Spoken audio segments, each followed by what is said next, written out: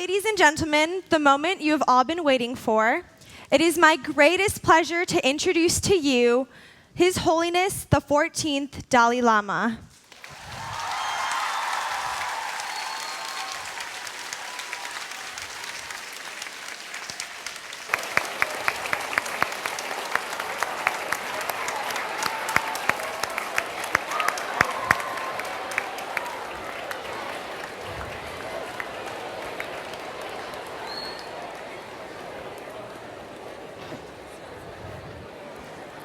No, it's okay.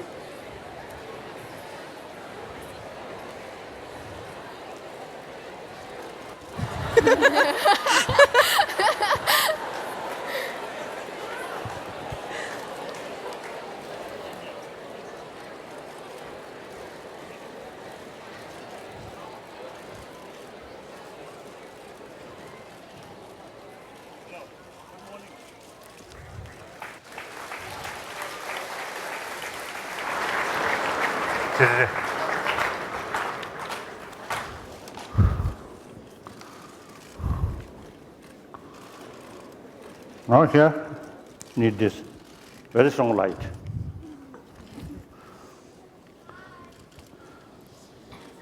Please, sit down.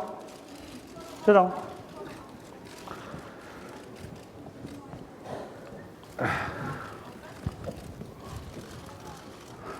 Your Holiness, I'd like to introduce Gabriel Grant, a 16-year-old student, to welcome everyone to Musqueam territory.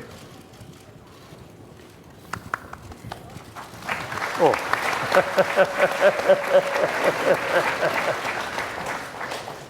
My name is Gabriel Grant.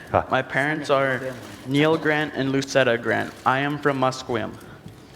My people have lived on this land for thousands of years. I'm very happy to stand before you as a representative of the Musqueam youth to say welcome. Thank you. Welcome to the unceded territory of the Musqueam people. We are very honored that you have returned to our homeland, and we hope that you enjoy your stay. I want to say thank you to everyone who made this day possible. I say thank you for giving me the opportunity to stand before you as a representative of my people. Thank you for listening to me. Thank you.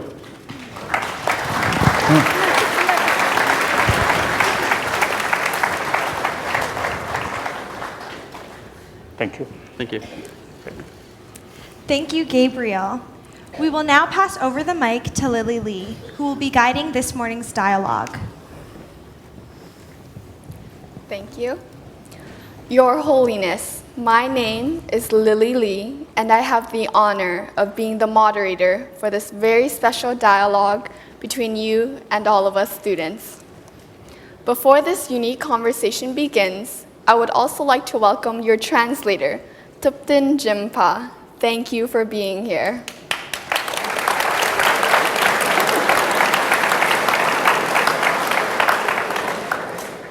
In addition to the 1,400 people with us in this gymnasium today, there are thousands of students and teachers who are taking part in this very unique event in their classrooms all over British Columbia and beyond.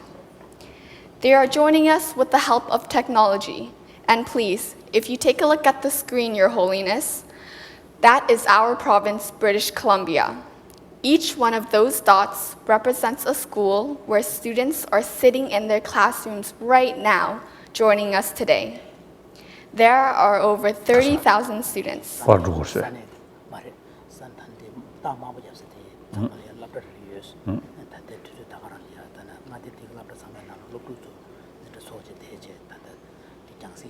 Oh. There are over 30,000 students from over 100 different schools. If you would like to say hello to these students, you can look at that camera over there and wave, and they will see you.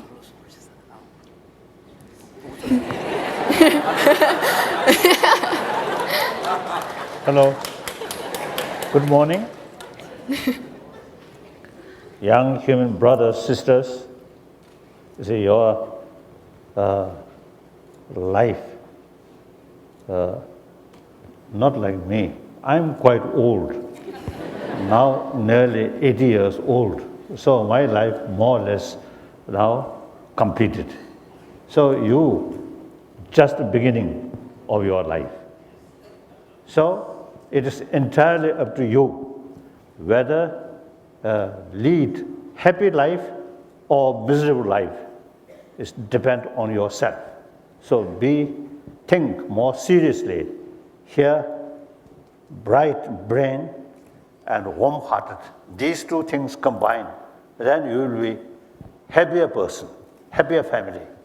And through that way, you can make significant positive contribution for well-being of humanity. Thank you.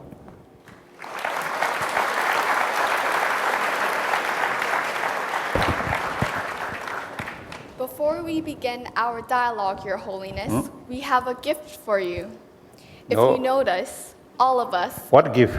a very special gift, Your Holiness. So when I heard gift, I a little bit excited. If you Like- notice, all of Like a us, young person. Oh, yeah, all of us, including everybody in the audience, has this wristband. Everybody raise your hands and show His Holiness. Krishna. Oh. I say. Oh. On this wristband, it says, "Be the village." This reminds us each and every day to be compassionate and kind towards each other, the environment, and ourselves. It would be an absolute honor if you also wore a wristband today. This is our gift for you.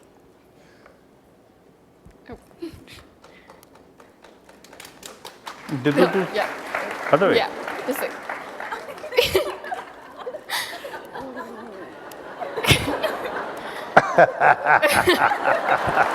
Thank you.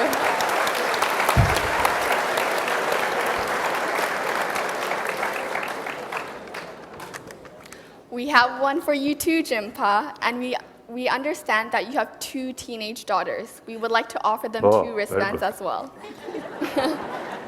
And perhaps one for his wife. I'll share mine. Oh, that's good, that's good. One for your wife. Yep. And now for our dialogue. These students have thought about all the work that you have done. They have read some of the pieces that you have written and have come to appreciate how you believe that through education, peacefulness, thoughtfulness, and compassion can be instilled within the minds and hearts of everyone. Each person has come up with a question they would like to ask you in hopes that you share your wisdom with all of us today. I would like to start the dialogue with my question to you, Your Holiness. In school, we learn about math, science, English, and much more. Our minds are educated in so many different subjects. My question to you, Your Holiness, is why do you think that it is the responsibility of schools to also educate the hearts of students? As I mentioned earlier, a person now nearly 80-year-old, and also life, not easy way, a lot of difficulties. Then also opportunity meeting with variety of people. Some I think leaders, some beggars. Through that way, I developed. And also, I think the meeting with respected, quite well-known scientist, and also some spiritual practitioner. Eventually, say, I fully sort of convinced real happy life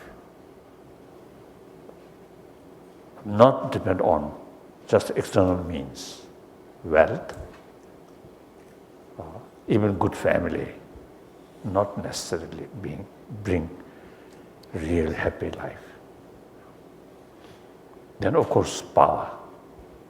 Sometimes money and power may bring more anxiety, more worry, more fear.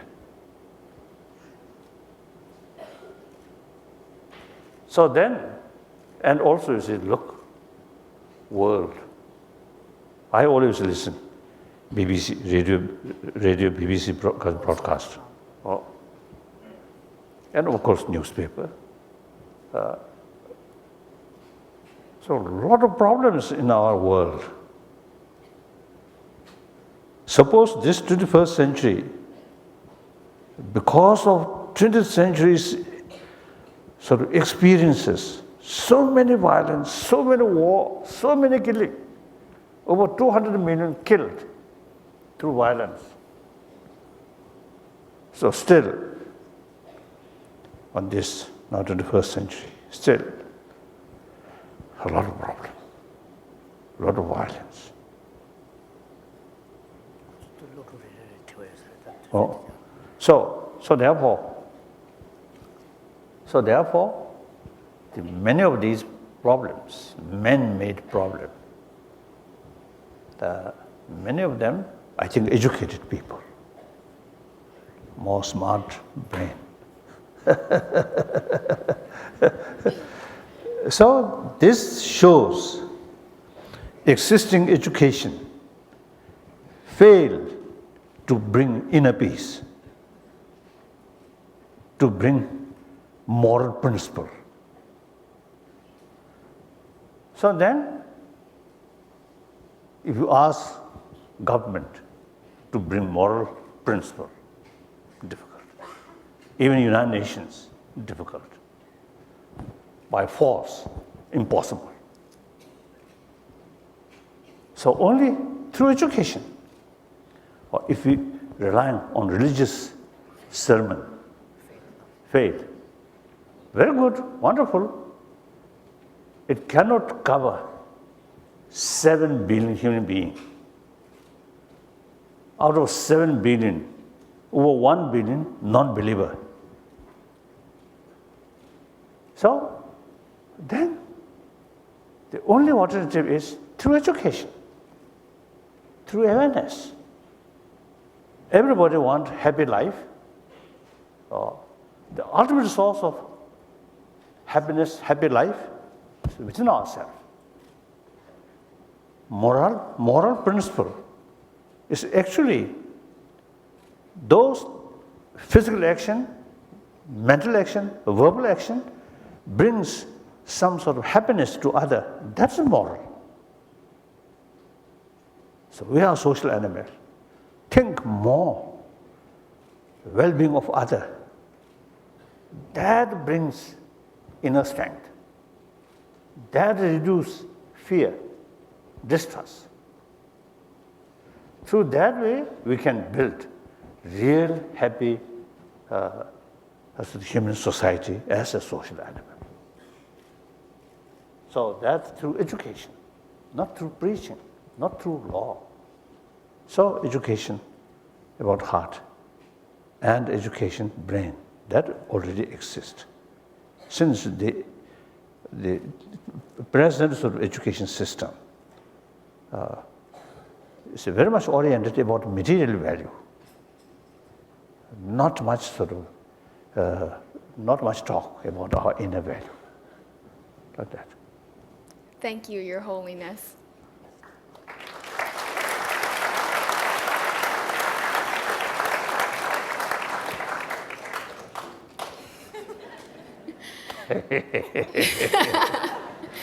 The students who you see here today have asked themselves this question: how has my heart been educated in school? We will be sharing a few of these stories with you today. The first story is by Hanna Bryant. It is a story about the importance of culture and language. Hanna's will be told through a story, so please, if you take a look at the screen again, Your Holiness, this is Hanna's story. Growing up, I lived in a very culturally rich environment. I grew up on Haida Gwaii, so culture was a very central aspect of the community. and it was implemented not only within the community but in the school system.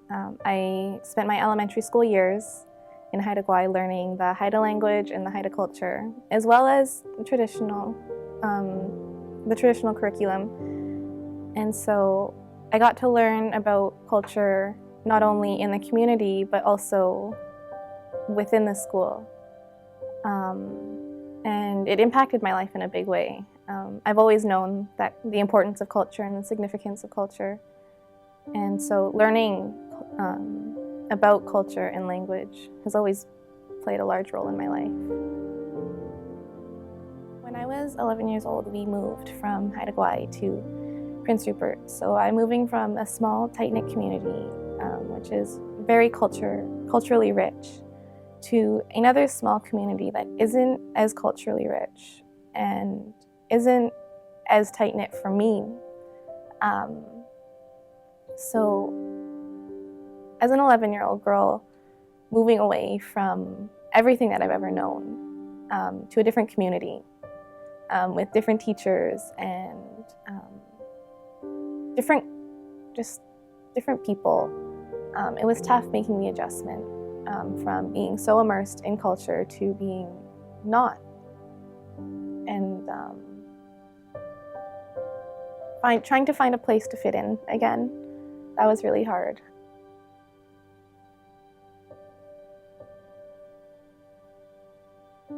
Things got better once I was able to start learning my traditional language of Singh, which is the language of the Musqueam people, formally in the school system. I've been learning since I was little. My great-grandfather was very keen on teaching me, and so being able to learn it in the school system played a huge part in finding somewhere to, finding a place of belonging. I felt like once I was able to learn the language in my school, that I was able to connect with more people, with the other students learning, as well as the teachers who were teaching. My relationship with the teachers who taught me Samaya was a really good one. They were not only teachers, but they were mentors to me. They really helped me in every aspect of my life, whereas other teachers teach to educate your mind and leave it at that. Well, my Samaya teachers went above and beyond, and they weren't okay with just educating minds. They really felt they needed to touch hearts of students, and that's what they did. They touched my heart and in a huge way, and they've impacted my life in a huge way, and I'm so thankful for that.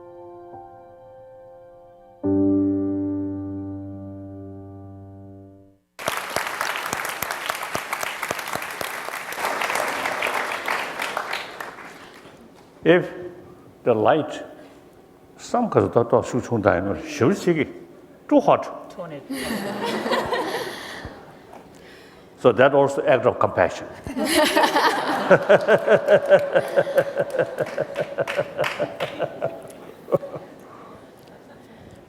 Your Holiness, I am First Nations. I am from the Tsimshian Nation and the village of Lac-Lamps. My question for you, Your Holiness, is what is the importance of learning culture and language within the school system in terms of educating our hearts?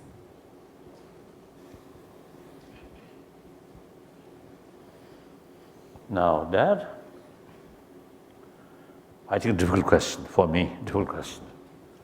The culture, different community, sometimes the culture, the nature of culture itself make differences. So some community, some sort of culture,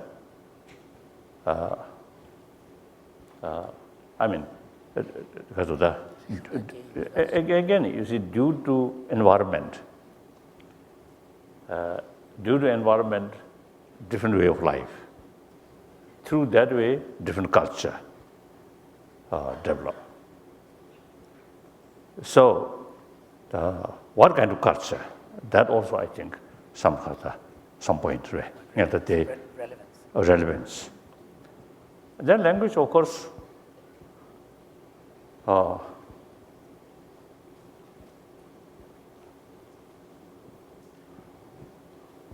Here, perhaps I think, Kasuda, my view maybe is a little bit sort of Kasuda, disagreeable with you, I think. Sometimes I feel on this planet, 7 billion human beings, I think so many different language.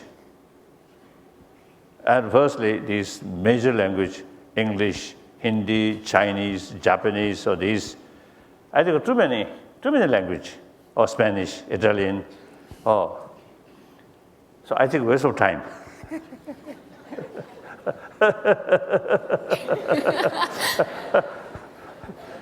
So eventually, I always think humanity.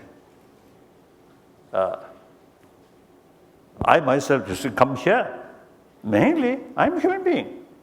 Meeting with you, human being. We have different culture, different races, different country. But basically, I think oneness of humanity on the level of human being, we are saying. Emphasis Canadian, of course, I'm honorary citizen of Canada. So a little closer.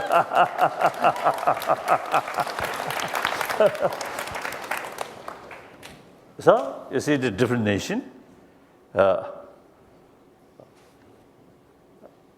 So therefore, and whether we like it or not, future of humanity, we have to think about oneness of entire sentence, entire human being.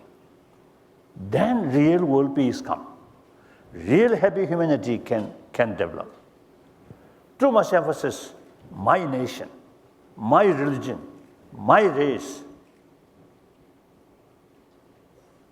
is in a way the source of division. If I come here, I'm Buddhist. Too much emphasis, I'm Buddhist. Then that automatically distance from you. Barrier. Then I often is telling people, if I consider I'm His Holiness Dalai Lama, foolish. Then I feel I'm something special. I cannot interact easily. No use. Result, I myself create my own prison. I am Dalai Lama. On this planet, one Dalai Lama. So I am just a single person in the prison of Dalai Lama institution. What use? Think more on the fundamental level. I am a human being. There are no differences, no problem, no barrier. When I meet Westerners, or Northerners, or Southerners, or Asians, no differences. I really feel that's we really need. Warm-heartedness, education about heart, very much related with sense of oneness of humanity. Our compassion, not our family member, not our own community, but entire 7 billion human beings. Other people also, you see, feel hot, isn't it? So I think air condition, I think a little bit sort of cooler may be better. That's everybody's interest, not only me.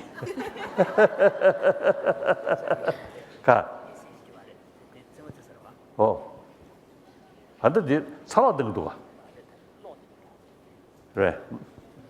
Is there heating going on? I mean, is there heating? So that's my view. And also, you see, under present circumstances, each community's your own culture. It's really worthwhile to preserve.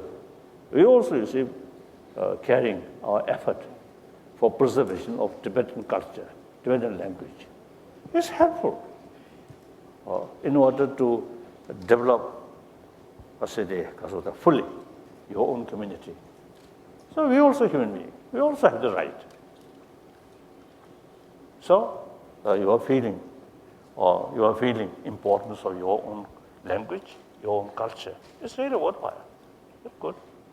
But long run, I think we really need a sense of oneness of humanity. Like that. So for the time being, I fully committed preservation of Tibetan culture or Tibetan language.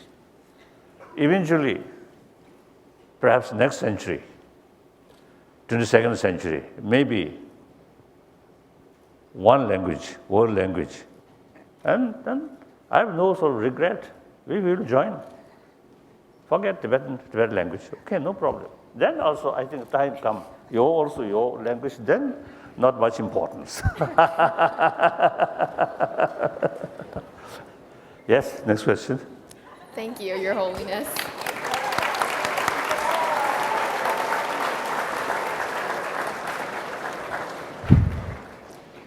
Here's a little fan for you, Your Holiness. Oh, I see. Okay. Yeah, there. The next question comes from Jaspreet Singh. When I feel very hot, so I also feel hot now because of that. Yes.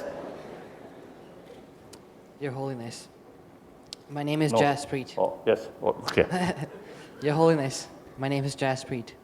As a student of Sikhism, I always try to help others, other people that are my family, my friends, teachers, students, and all the other people that walk around me all the time, each and every day. In school, I try to be compassionate by joining clubs and make sure that everyone has fun and everyone learns a lot. This is my grade 12 year. This is my last year of high school. Next year, I will go to university. Next year, a new and a bigger world will open to me. My question to you is, how can I be compassionate? What actions and thoughts should I practice so I keep being compassionate even after graduating?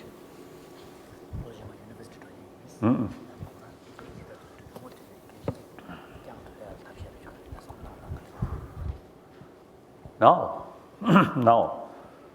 when we talk importance of compassion, love,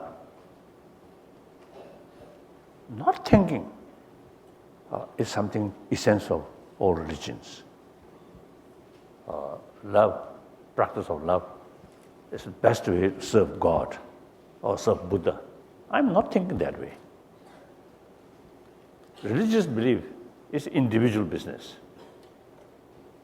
If you use your faith for further strengthening your practice of love, compassion, and that's very good.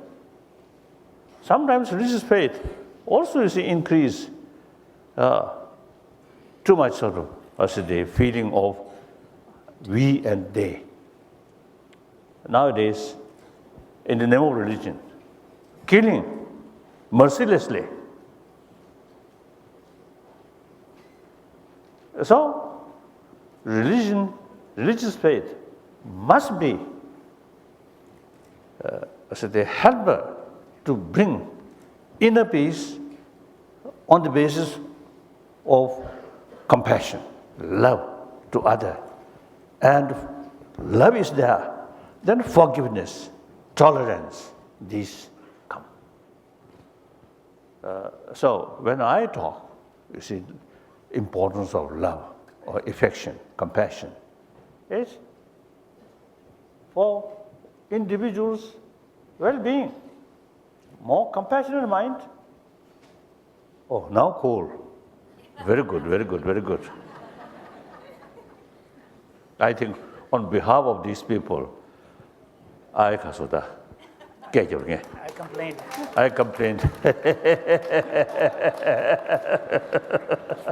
So as a result of over 30 years meeting with scientists, including medical scientists and brain specialists, through their scientific sort of experiment. Now they found more warm-heartedness here, stress reduced, blood pressure reduced. That automatically brings peace of mind, inner peace. Through that way, now some scientists even say constant fear, constant anger, frustration, or agitation, actually eating our immune system. So for our health viewpoint also, you see this inner peace, peace of mind, is very, very important. Then look, family. Then look, different part of the world or community. And then, ultimately, humanity. Too much sort of negative competition, harmful, distrust, hatred, anger. These things are ultimate source of violence, ultimate source of suffering. Then also environment issue. I think you people in Canada, I think not much sort of immediately relevant about the environment. Cold climate, a lot of sort of forest, I think okay. The southern world, and also including India and China, environment issue is so important. So these also, you see, sense of, I mean, lack of sense of responsibility. Just money, money, money. Think your own interest. Then maximum exploitation about nature resources, like that. So therefore, judging from various sort of factors, individual, family, community, world, sense of concern of others' well-being, is the key factor. So you, Sataji, in India, Sikh community, really hardworking. So you also, I think I'm quite sure, you see, can make some significant contribution wherever you live, wherever you work. Thank you.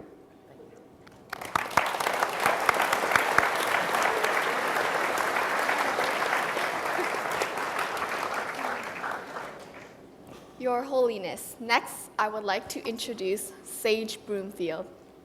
Good morning. In my school, I've had the opportunity to see the importance of human connection and compassion.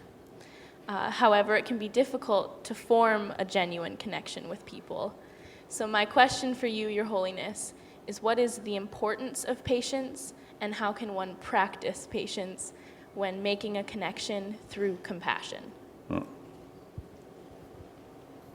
Yes, harmony, compassionate family does not mean always agree, right?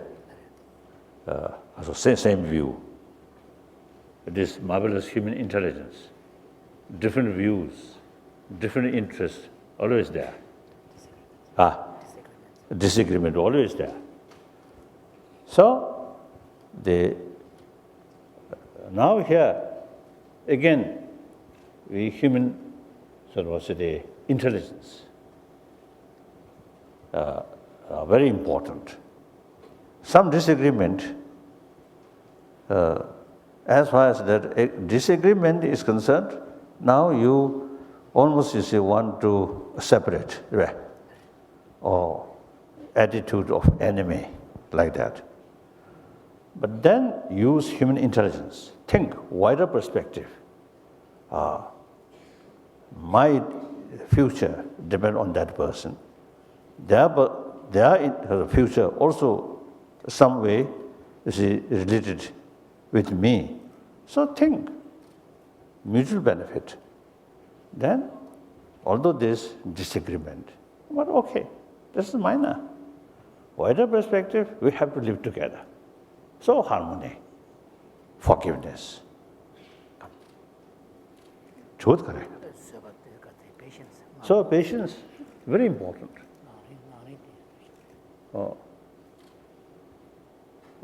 Patience, not sort of foolish way.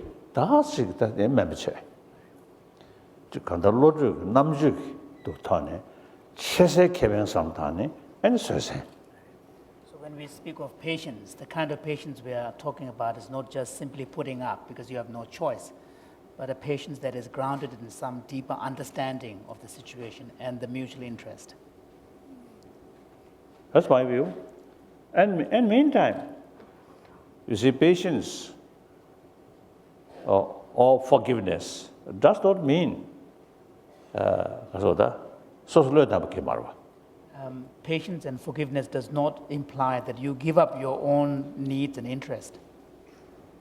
So forgiveness actually and patience, I think, actually best way to protect your own interest.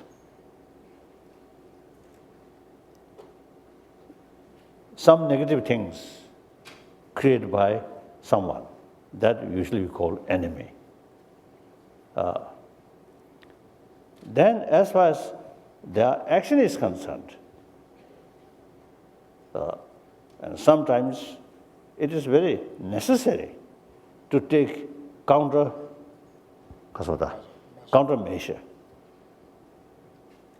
But countermeasure can take with sense of concern of their well-being. So that's compassion. Out of compassion, sense of concern of their well-being for long run, and take countermeasure to stop their wrongdoing. Not by anger, not by hatred, but out of sense of concern of their well-being. So out of compassion. Same sort of countermeasure, one by anger, hatred. That's very bad. That, I think, destroy the possibility of reconciliation, and also immediately destroy your peace of mind. Sense of concern, sense of compassion. Take same countermeasure. Firstly, protect your peace of mind. Secondly, always open for possibility of reconciliation. So we have this human intelligence. Human intelligence is very wonderful. We must utilize human intelligence fully. We should not act like animal. Animal, some sort of the disagreement, some sort of actually threat come, then immediately they fight, anger. We have this intelligence. We also have because of our intelligence, we also have some a different way to destroy other. Smile, raising, and try to seek the opportunity, then hit back. That's also, I think, a human way.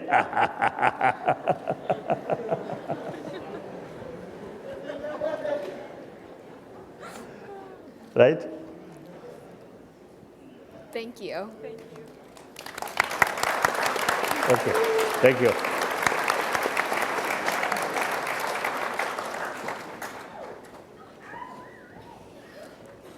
The final question today comes from Maddie Morin. Maddie graduated from this school, John Oliver Secondary, from a program called Take a Hike. Maddie will tell us about how some of his teachers has changed his life and educated his heart. We would like for you to take a look at the screen again, Your Holiness, and see Maddie's story. When I was really young, I dealt with a very chaotic home life, and I would come to school with no lunch to eat. I wouldn't be shown how to take care of myself, so I'd have dirty clothes on, I'd have greasy hair and yellow teeth, and honestly, I didn't really know how to communicate with people. So with that, I didn't really feel comfortable connecting in the social place that is school, right? Here's the bottom line. When I went to Kingsford Smith in grade 7, I graduated out of the school thinking, okay, I'm not going to do this. I'm going to succeed in life. I'm going to graduate. I'm going to be one of the only people in my family to graduate. I'm going to make my mom proud. I'm going to help out my family, and that's my goal, right? And then grade 8 came around, and I hung out with the wrong people, and I kind of forgot about that. I forgot about that dream and my passion and my inner flame and what I'm good for, what my resources are. And I ended up in alternative school. In that school, we went for runs and jogged 5 kilometers every second day. And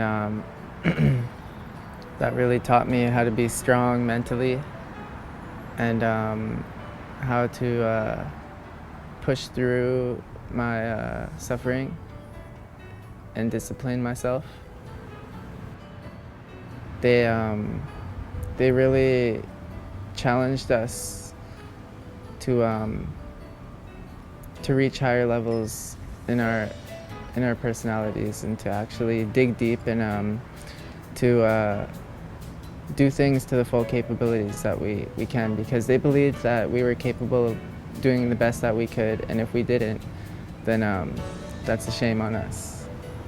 But they really motivated us to run marathons, to actually go through with the full 42 kilometers, to actually go through with running a 10-kilometer run after finishing a marathon, like the day after, no rest. Just kind of, they would prove to us that we're capable of more than we believe that we're capable of more than we believe. So, you know, like, no matter what we go through, we can achieve whatever we want. And that really touched my heart, and that's really what the teachers were really trying to teach us, is that we're stronger than we believe we are. Wonderful. Wonderful.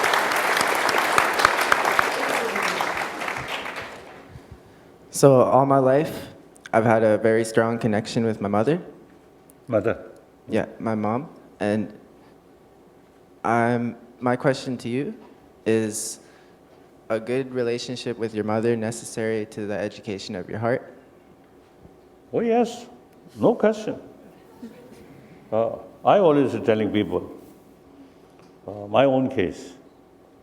What is your father? What was your father like? My father, he passed away. I didn't get to meet him.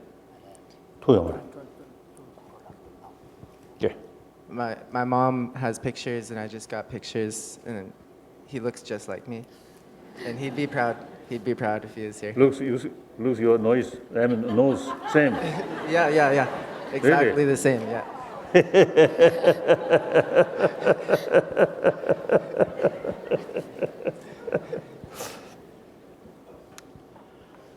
Yes, I think one, I think most important for compassionate mind is our mother's affection. We born from our mother, and next, I think at least 3-4 years, the mother's affection with mother's milk. So important for our survival and for our sort of proper development, not only physical, but also emotionally.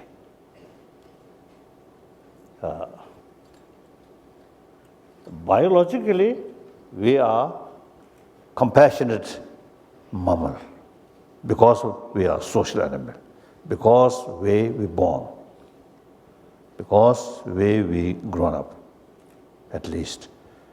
early period because of the few years. So obviously, I think among your friends, I think you will know, those boys and girls who received maximum affection from their mother, I think in deep inside, much more calm, secure. And those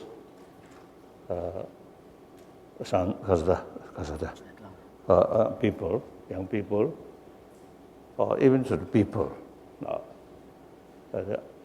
at the young age, lack of sufficient mother's affection, or sometimes unwanted child, or mother abandoned. No matter superficially very successful, but as a human being, deep inside, difficult. So you are very fortunate. In my own case also is my mother, uneducated, farmer, illiterate, very, very kind mother. So quite, I always say 100%, the basis of my compassionate mind come from my mother. So you are, in spite of some difficulties, say love, affection, which you received from your mother, I think really precious, really precious. And then also, you see, the difficult life, sometimes, you say, helpful to gain some sort of inner strength. Life, easy life, right? But sometimes, say, when such person, when come across some difficulties, then completely sort of demoralized. Person, even nation-wise, you see, those nations who are passing through difficult, the nations sort of inner strength, much stronger. I think European continent, for example, the generation who faced Second World War and immediately after Second World War, I think that generation really very, very tough. The younger generation, you see, who never sort of experienced that, sometimes easily complain, a lot of complain.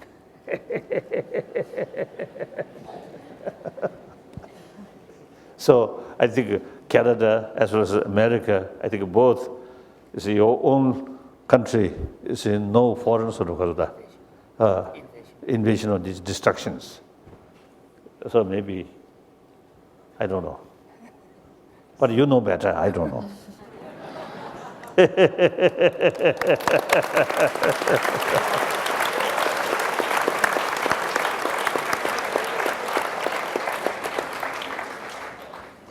Thank you. Thank you. Thank you. Your Holiness, you may have noticed one person sitting here with us that is not a student. I would love to introduce Dr. Kim Shonert-Reichel. She is a researcher, professor from the University of British Columbia, and a world expert on social and emotional learning. She has been helping all of us understand the scientific explanations on why each one of our stories had such a powerful impact in our lives. I now invite Dr. Kim to share her thoughts and reflections on what she has heard here today. So it's such a pleasure to be here with you, Your Holiness, and to share with you some of the scientific evidence about these stories you've heard. You know, what we know now from science is that when you educate the heart, students don't only learn to be kind and compassionate, it also increases their school achievement. They get better grades, they do better in school. And what you've heard today is these stories about adolescents. And I want to just give you a little bit about teenagers. it's a very stressful time period. There's a lot of changes that occur. There's a stress pileup in terms of changes in school, the community, peer groups, and even changes in the brain that can affect them. And it's also a time of malleability of the brain. The brain is plastic, and so you're able to learn a lot. So although adolescence is a time of increased vulnerability and problems to occur, it also is a time of a window of opportunity in which we can really create programs for adolescents. And what you heard today are different stories of what these adolescents learned. And rarely do adolescents actually learn the science. The teenagers don't learn the science behind what they do. But here they are. Actually, in British Columbia, we're making an effort to help the students learn the science. So I'm going to talk about 3 different things. First, I'm going to talk about relationships. And what we know from science is that supportive relationships play such a critical role in buffering stress. That when... And how... Right, and there's a quote I'd like to use by John Bowlby, who studied early attachment theories, who said, "Human beings are happiest and able to deploy their talents to best ability when they experience trusted others as standing behind them." And the notion that adolescents can not just turn to their families, but to teachers. And what we now know from the research, and in fact a recent study we did here right in Vancouver of about 3,000 young people, is that the most important relationship for them in predicting their optimism, their well-being, their self-concept was not just relationships at home or in the community, it was supportive relationships with teachers that played such a critical role. And I think you heard today from the stories of those roles of teachers that played. We also know from science, and you already said this, I'm going to say it again, is that when you help others, when you are kind, it increases your happiness. You become happier yourself. And actually, what we know now from science is that when you're happier, when you have more positive mood, you actually learn more. You do better in school, you're open, you're more creative as well. So kindness is something that we could promote in schools and students learning about the science of kindness. And the last piece I want to mention is about volunteering. A lot of schools have opportunities for students to volunteer. And we did one research study here in Vancouver looking at students who were 15 years of age. And we wanted to know if those students who volunteered and worked with younger children, if it would actually improve their health. So we looked at things like cholesterol, and something called IL-6, which is how you process your immune functioning, as well as body mass index. And we found that those students, this was through a randomized scientific study, half of the students volunteered once a week for 10 weeks, an hour and a half a day, just for once a week, for 10 weeks. And we found that those students who volunteered, it reduced their cardiovascular risk. They actually...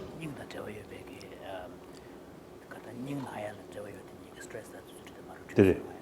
So they improved their health, which brings educating the heart to a whole new description, basically. So, and we found that those students, by doing that, working just once a week for an hour and a half, that they actually, those who developed the most in empathy, had the best effects on their heart health.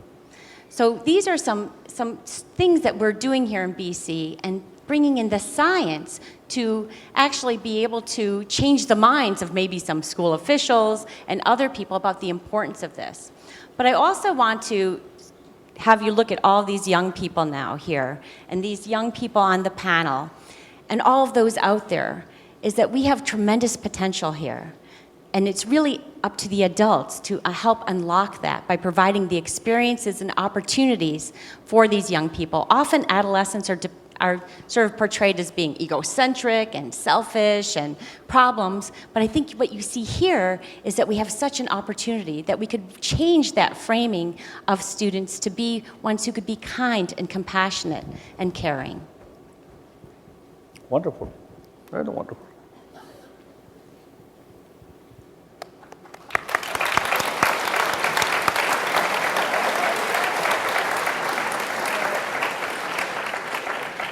Thank you, Dr. Kim, for your insight into our stories and for helping us understand the science of educating the heart. Your Holiness, do you have any final words that you would like to say? So, as I briefly already mentioned, world facing some kind of moral crisis. That not basic human nature is something negative. No. Aggressiveness, also part of human nature because of this intelligence.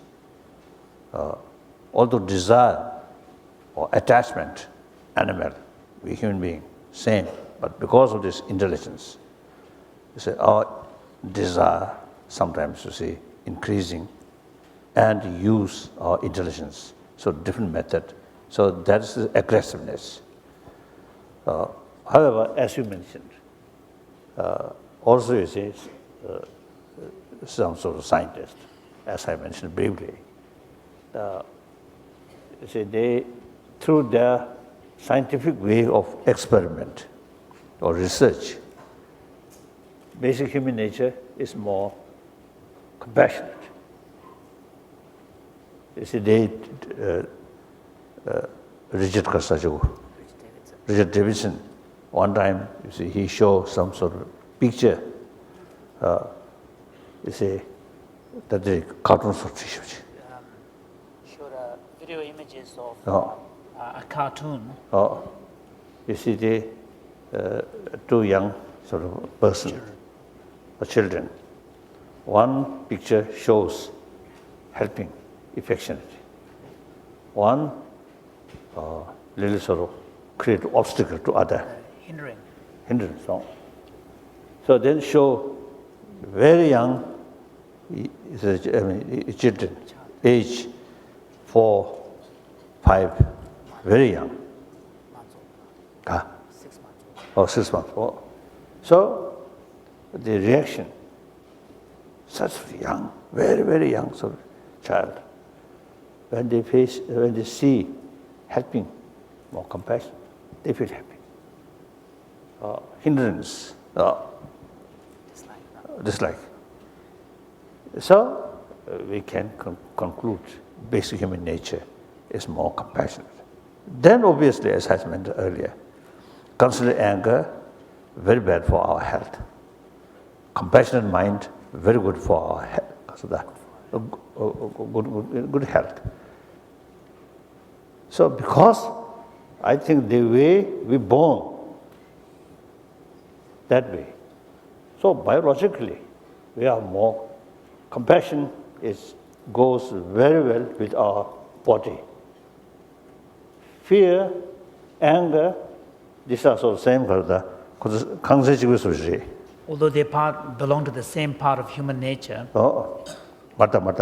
Emotion, same family of the emotions. Anger, fear, distrust, hatred, irritation, all these is the same. And also is extreme self-centered attitude and short-sightedness. It's the same sort of group, same family. So these are very harmful. So now,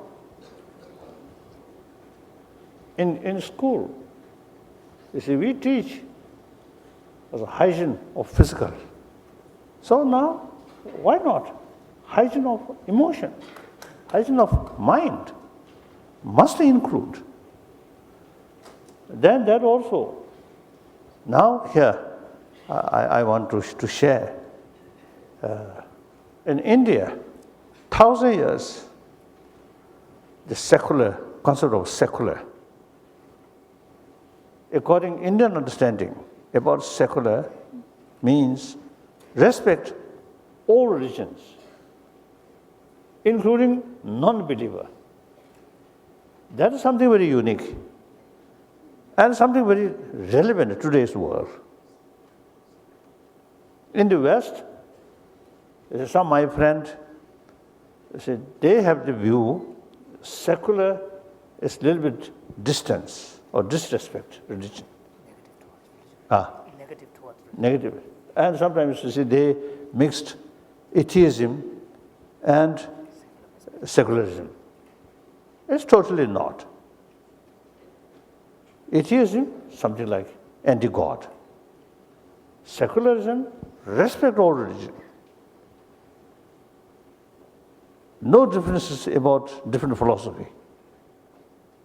But all religions, theistic religion, non-theistic religion, according to the secular, respect all. So India, as a living example, so all world major tradition live together. And also, as I mentioned earlier, respect non-believer. So the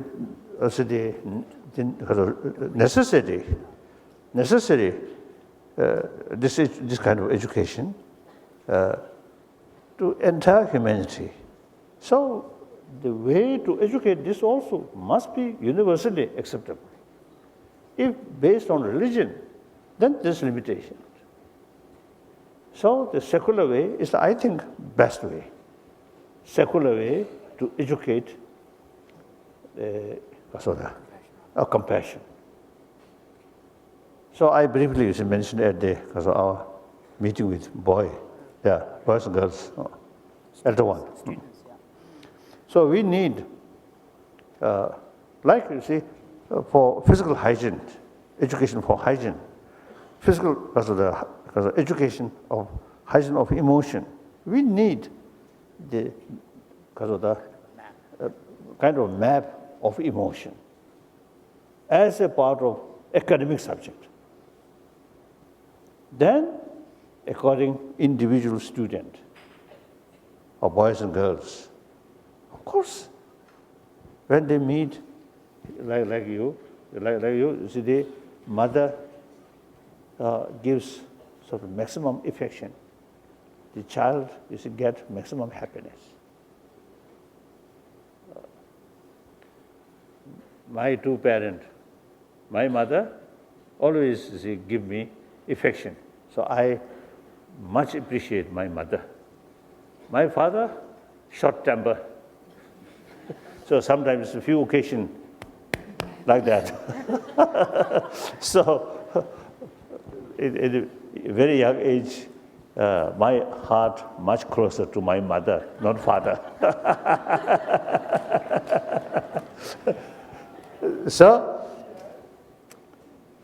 the children, you see, immediately, you see, shows the appreciation of the positive emotion. So then explain this, as I mentioned, is groups of the conservative. From the family of emotions. Anger, usually you see, give other people little unhappiness. And the person himself, herself also is much disturbed in their mind when anger develops. So you see that anger, fear, distrust, these somehow interrelated.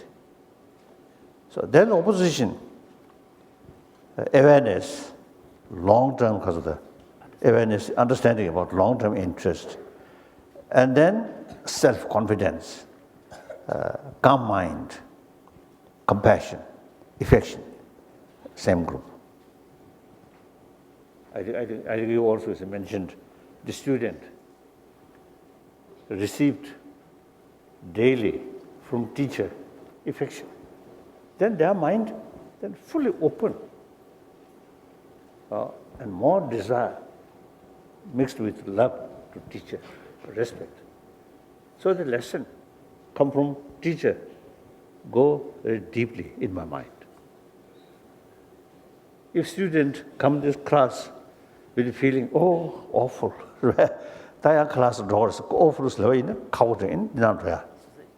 the students turn up in the classroom with a sense of reluctance and unwillingness, it's very difficult to absorb the lesson. The teacher may be very, very educated, great professor, but less showing smile, less showing sort of affection. Then student, now Monday I have to go to receive, you see, some special kind of blessing from that awful teacher. So I think all level, I think just, you see, after birth, from that time till death, affection is the main factor give person so inner peace or happiness. So firstly, I think, and then again, I think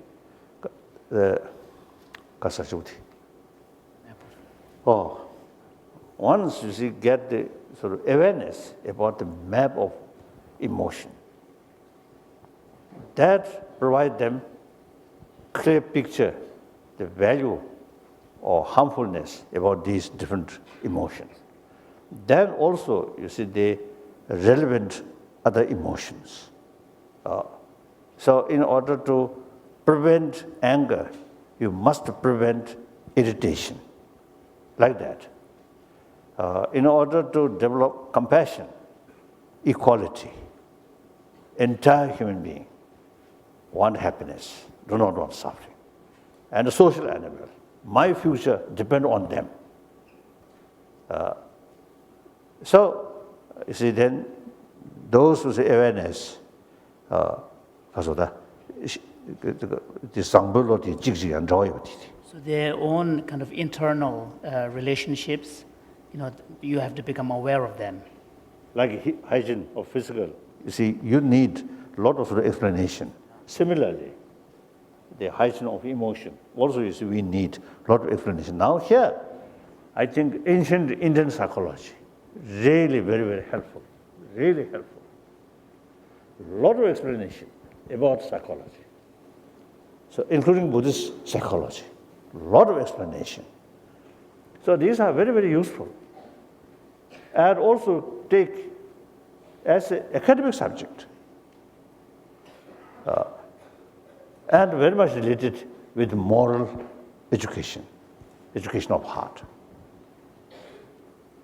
So that also, you see, can be the academic subject. So that can be treated as an academic subject, yeah. So I think the ancient Indian psychology very rich. So I think from kindergarten, because we can we can expand it and elaborate on them. Yeah. I think we can teach, we can carry education about heart from kindergarten up to university level. More detailed explanation, more detailed, wider explanation like that. So here you already implement these things. So I really feel gratitude. Thank you. My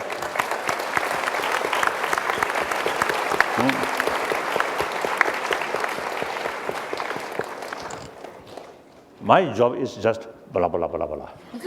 You see, you implement. So wonderful.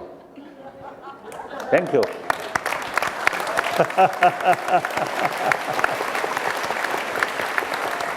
Thank you. We have come to the end of our dialogue, Your Holiness. Thank you for being here and for sharing your mind and heart so fully. As we draw to a close, I would like to hand it back over to Jenna and Mac. Your Holiness, there were a few people who joined us on stage before you arrived. I'd like to invite Shane Koizen, Patty Backus, Renee Hawk, and Gabriel Grant to join us on stage.